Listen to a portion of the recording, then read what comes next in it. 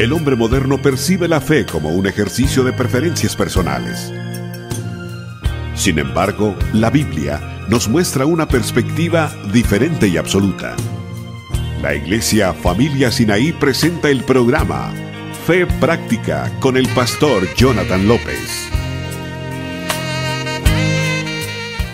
Hola, bendiciones a todos. Soy el pastor Jonathan López. Bienvenidos a este video número 5 acerca de los 5 principios para vivir una vida abundante. He tratado de estar enseñando a través de este curso los 5 principios del corazón de Dios para vivir una vida abundante. Juan 10:10 dice que el ladrón no vino sino para matar, a hurtar y a destruir, mas yo he venido para que tengan vida y la tengan en abundancia. El corazón de Dios consiste en que sus hijos tengan una vida de éxito, una vida pujante, una vida vibrante, una vida emocionante, y esa vida basada siempre en los principios de nuestro Señor Jesucristo, en la palabra del Señor. Y hoy voy a compartir el principio número 5, pero quiero hacer un breve repaso primero antes de llegar al número 5 y último de esta serie. Y el primer principio que hablamos y que estuve enseñando es saber de dónde vienes. Principio número 1, fundamental, es el cimiento del resto de la vida, saber que fuimos creados a la imagen de Dios, que fuimos creados bajo bendición, que fuimos creados para dar fruto, para reproducirnos, y finalmente que la vida es buena. Dijo Dios al final de haber creado al ser humano, y vio Dios que era bueno. Ese es principio número 1, saber de dónde vienes, de dónde Dios formó al ser humano que estaba en el corazón de Dios. Principio número 2 fue saber a dónde vas. Una vez que ya estás aquí, te has reencontrado con el propósito de Dios en tu vida, tienes que visualizar 2 cosas: hacia dónde va tu alma en la eternidad, número 1, y número 2, qué es tu propósito de existencia aquí en la tierra. Cuando reconoces ese principio, entonces estás plantado sobre los cimientos correctos para empezar a construir la clase de vida que Dios planeó para ti. Dios no planeó una vida de derrota, Dios no planeó una vida fracasada, quebrantada, sino una vida en abundancia. Y para formar una vida en abundancia tienes que irla construyendo. ¿Construyendo con qué? Número 1, con los principios de Dios. Número 2, con la mentalidad correcta. Y número 3, definir con propósito tu vida y la clase de vida que quieres tener. Ese fue principio número 3. Principio número 2, principio número 3 fue aprender, y yo creo que voy a acentuar una vez más esa palabra, aprender los principios de Dios. ¿Qué dice la Biblia? ¿Cómo debo de comportarme? La Escritura es nuestra norma de fe y conducta, entonces tenemos que conducirnos de acuerdo al Santo Libro. El Santo Libro es perfecto para definir nuestra vida, pero no vamos a lograr vivir como el libro dice si es que no aprendemos. Hay que memorizar la palabra, hay que analizar qué principios de vida se encuentran ahí, y entonces ir añadiéndole a nuestra filosofía, a nuestra manera de pensar, a nuestra manera de hablar, a nuestro carácter, a nuestra manera de tomar decisiones, ir añadiéndole esos principios de vida. La gente jamás va a lograr ser feliz si no le añade a su estilo de vida los principios bíblicos, los principios de Dios. Y principio número 4 fue aprender a vivir en esos principios. Entonces no es suficiente con saberlos, sino que también hay que aplicarlos. Hay que saber cómo los voy a aplicar a mi diario vivir. Y entonces no nada más conocimiento, sino aplicación de conocimiento. Tener conocimiento común es bueno, pero tener una aplicación común de esos principios es realmente lo mejor, porque no podemos nada más quedarnos en saber, sino hay que pasar de la cabeza a las manos. Hay que pasar del saber al hacer. Y entonces cuando empiezas a aplicar esos principios, comienzas a modificar tu manera de ver la vida, a modificar tu manera de aplicar la palabra que hablas, de aplicar el conocimiento, a modificar la manera de hablar con otros, de interactuar con otros seres humanos, ¿verdad? Entonces, cuando abrazas esos principios, los aplicas y defines tu propósito de vida aquí en la tierra, defines tu manera de relacionarte con otras personas, entonces estás entrando a esa vida en abundancia porque ya estás plantado en lo que Dios dijo que debiera de ser. Y el número 5, y con este voy a terminar esta serie, comenzaré otra serie acerca de familia, matrimonio y familia en las próximas semanas y estaremos poniéndolos allí en YouTube. No olviden suscribirse a nuestro canal de YouTube por ahí, ¿verdad? Vaya a Fe Práctica por ahí y suscríbase, por favor. Con esto juntos estamos haciendo crecer el reino de Cristo y estamos juntos predicando la palabra de Dios. Principio número 5, enseñarle a otros lo que has aprendido. Y este es muy sencillo, no voy a dedicar mucho tiempo. Yo creo que este va a ser el video más corto de los otros 4. Pero la escritura dice, segunda de Timoteo, capítulo 2, lo leo: tú pues, hijo mío, esfuérzate en la gracia que es en Cristo Jesús, y lo que has oído de mí ante muchos testigos, esto encarga a hombres fieles que sean idóneos para enseñar también a otros. Esta se le conoce como la regla 222, es decir, está en la segunda carta que escribe Pablo a Timoteo en el capítulo 2 y es el verso 2, lo que oíste de mí. Pablo está hablándole a un joven ministro. Esta es la carta de despedida del anciano Pablo. Está listo para morir. La escritura nos dice que Pablo está entrenando a este nuevo ministro y antes de partir a estar con el Señor, Pablo escribe y le da consejos al joven Timoteo y le dice lo que oíste de mí. Así es como realmente vamos a trascender a nuestras generaciones. Así es como los jóvenes van a dar honor y respetar los valores de sus padres. Es decir, escuchando al que ya trae una trayectoria de vida. Cuando nosotros somos capaces de escuchar, mire básicamente el diseño humano. Tenemos 2 orejas o 2 oídos y una boca. En otras palabras, debiéramos de aprender a escuchar el doble de lo que hablamos.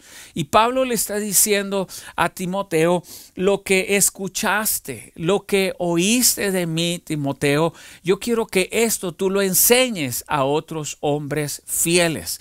En este tema de la comunicación y en este tema de trascender a las siguientes generaciones y ser capaces de enseñar a otros, es fundamental ser de buen ejemplo, es formar un testimonio que la siguiente generación quiera imitar.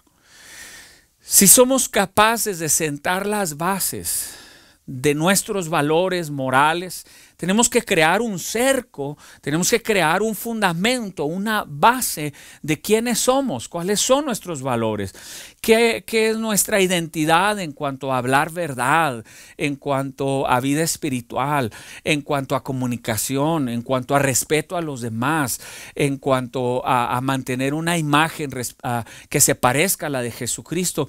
Esos son valores y esos valores los vamos a heredar, pero no vamos a heredar algo que nosotros no poseemos. Es lógico, yo no puedo heredarle a mis hijos algo que no es mío. Yo no puedo heredarles, decir, hijos, te heredo el carro del vecino, ¿verdad? No puedo decirle, te heredo una casa que no he pagado. Eso es ilógico, es absurdo. Lo mismo pasa con los valores. Hay valores que primero tienen que ser míos. Estos valores tengo que yo adoptarlos. Yo tengo que definir, ¿verdad?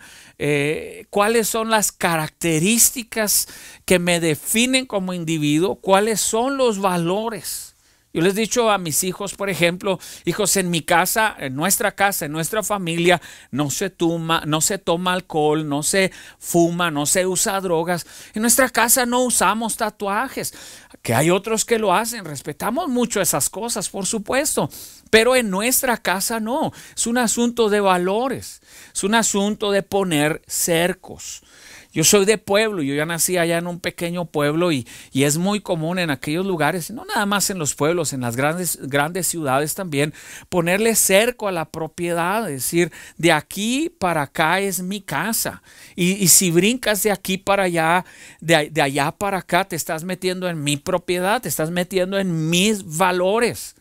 Te estás metiendo en mi identidad de familia. Y a mis hijos, si ustedes brincan de ahí para allá, ustedes están violando, están yendo más allá de lo que aprendieron. Entonces, con esto Pablo está diciéndole, mi ejemplo, Timoteo, no te pido que hagas algo que no viste de mí. Esto es un valor fundamental para poder realmente trascender a las siguientes generaciones. Yo tengo hijos. Espero que ellos abracen, adopten los principios que aprendieron de mí para que a su vez ellos los transmitan a la siguiente generación. Les decía yo el otro día a los jóvenes de la iglesia, si ustedes no abrazan, adoptan y respetan los valores de sus padres, nadie más lo va a hacer. No le podemos decir a tu compañero de escuela, oye, abraza los valores de mi familia. No, a los únicos que le van a importar nuestros valores, pues es a la gente que está cerca de nosotros, nuestros hijos. Y esa generación, si no abraza nuestros valores, esa generación va a crecer sin valores. Va a crecer con los valores de la internet, los valores de los celulares, de las redes sociales, de sus amigos. Y entonces va a ser una generación perdida, una generación sin valores. Sin embargo, si yo soy capaz como padre, como adulto, de plantearle correctamente a la siguiente generación qué es mi identidad. Aquí soy cristiano. La Biblia es mi norma de fe y conducta. Yo amo a Dios por encima de todas las cosas. Si yo le enseño a mis hijos el camino a la iglesia, el día que yo ya no esté, al menos ya saben cómo se llega a ella.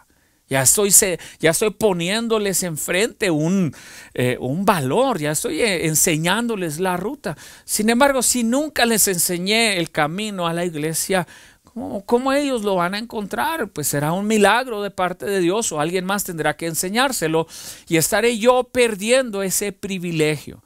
Tú que estás mirando este video ahora mismo, si eres un adulto o ya un joven en edad de empezar a definir tu propia vida, piensa en esto. Si tú no escoges tus propios valores espirituales, morales, si tú no escoges qué clase de persona quieres ser y cuál va a ser el carácter con el cual te vas a desenvolver en este mundo, no lo vas a poder transmitir a la siguiente generación. Simple y sencillamente va a morir ahí. Y eso es lo que Pablo le está diciendo a Timoteo. Lo que has oído de mí, el ejemplo que te di. Ahora, Timoteo estuvo siguiendo por mucho tiempo a Pablo. Timoteo lo siguió, lo miró plantar iglesias, fundar liderazgo, lo miró inclusive, ¿verdad?, ser perseguido, ser azotado, estar en la cárcel por causa del Señor Jesucristo. Y lo que Pablo le está diciendo, aún lo que viste en los momentos más difíciles de mi vida, mis más grandes sufrimientos, aún eso, Timoteo, quiero que aprendas de esto.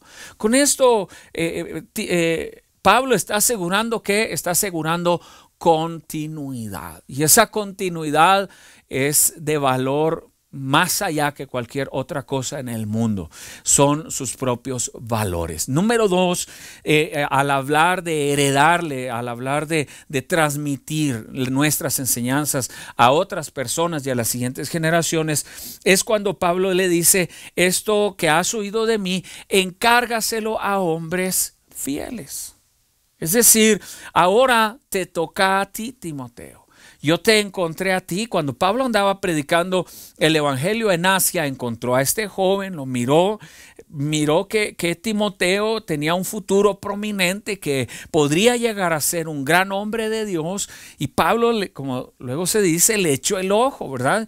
Y Pablo encontró en ese muchacho tierra fértil para construir un líder, para construir al siguiente predicador, para ir formando al siguiente pastor de las iglesias que él había venido fundando en el pasado. Entonces, ahora Pablo le está diciendo, pero Timoteo, ahora te toca a ti abrir los ojos. Ahora te toca a ti visualizar quiénes son aquellos que tú quieres que lleven adelante nuestros principios, que abracen nuestro estilo de vida. Este es un gran reto para Timoteo, porque hasta este punto para Timoteo, en todo caso, es fácil seguir a Pablo, decir Pablo hablaba así, hacía las cosas de tal manera.